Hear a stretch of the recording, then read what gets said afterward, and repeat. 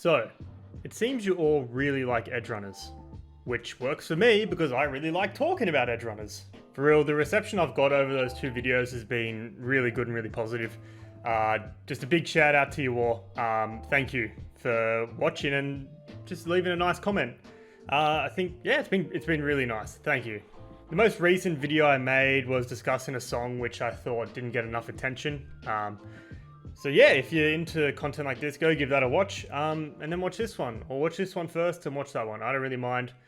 You live your life how you want to live it. So I figured that this would be a good time to talk about what I think, it was definitely my personal favourite episode. Is it the best episode? Maybe. I'm going to title it that way because, I don't know, clickbait I suppose. The episode that I really like is episode 4. In my personal opinion, a near perfect episode. And it has a really nice heartwarming moment at the end, which is just, no, isn't it sweet? Now, seeing as we're going to be talking about some cyberpunk stuff, I think we need to spice this lighting up a little bit. Ooh, green. I don't know if you can tell in the video, but oh, futuristic. So, let's dive in. Whoa, whoa, whoa, David from the past. You didn't even warn them about spoilers. Yeah, spoilers. Off the back of episode 3, we see that David has earned the respect of Maine and the crew, giving him a place within their group. During the party at the end, he receives a call from his old principal at the Arasaka Academy. I mean, we're fully aware that this is just a ploy to get David back into their good books so they can manipulate him.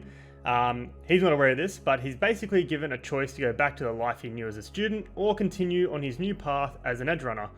And as we see, he shuts down the academy to start his life as an edgerunner. As we move into episode 4, it begins a bit Pulp Fiction-y. We start off with an ominous scene, David's shocked face, droplets of liquid filtered green, muffled audio, Maine shouting, the crew running, finishing off with an explosion. It's obvious that something big is going down. After the intro scene, we are presented with a scene with Maine and Dorio trying to find information regarding what Faraday is after.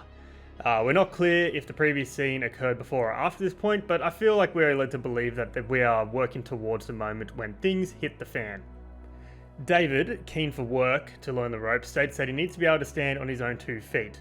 As stated by Maine in the previous episode, but remember, little man, ain't no one in this world you can trust more than yourself. Start using us as your crutch, and you're good as dead. From here, we get a montage of Davis. It's a big reason why I love this episode.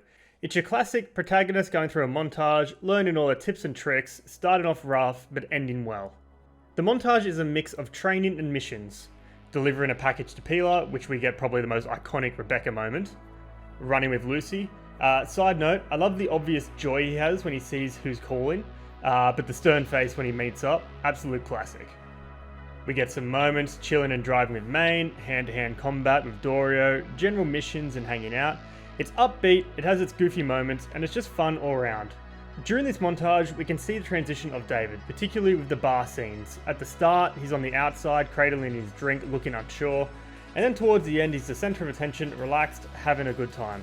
Towards this, and during the upbeat music, we see the crew walking together with David, smack bang in the middle, smiling. He's found a group and a sense of belonging. I guess you can say he's found his second family. Unfortunately, this is Night City, and as we know, stories don't usually end well in Night City. Pilar, after unknowingly confronting and taunting a cyber psycho about pissing in his part of town, got his head absolutely obliterated with very little warning. I remember watching this scene and thinking, I'm sure he's okay. I mean, they wouldn't just zero him like that. But no, he was dead, indeed dead, very dead. It's the lead up to this one moment is the big reason why I love this episode. It takes you down the classic montage trope, lulling you into a false sense of security, before snapping you back to reality and saying, you thought this was a happy story, any one of you can be next. Also, the ending where the guy gets the girl was very sweet and heartwarming, and yeah, it does make you feel good. Also, cool detail, we see here that Pilaf, spelled that wrong. We see that Pilar leans down and talks to David, making David the last person Pilar spoke to with the exception of the cyber psycho before he got zeroed. I'm not too sure of the symbolism here, if there is any, so make of this as you will. I suppose just to close off, just to reiterate why I love this episode so much, It's just the way it's all laid out. David working through everything, learning how to stand on his own 2 feet, becoming very, very comfortable with who he is, who he's working with. Obviously, like I said, starts off a little bit unsure, but he's definitely part of the group towards the end. You think it's all happy, sunny, everything's going to work out now. Basically got a second dad in Maine. Before, Peeler gets absolutely like bang, making you think that, oh yeah, this is Night City, and I suppose any one of them can be next. But let me know in the comments which one is your favorite episode and why, and maybe we can discuss it out on the channel. But anyway, thank you very much. Peace.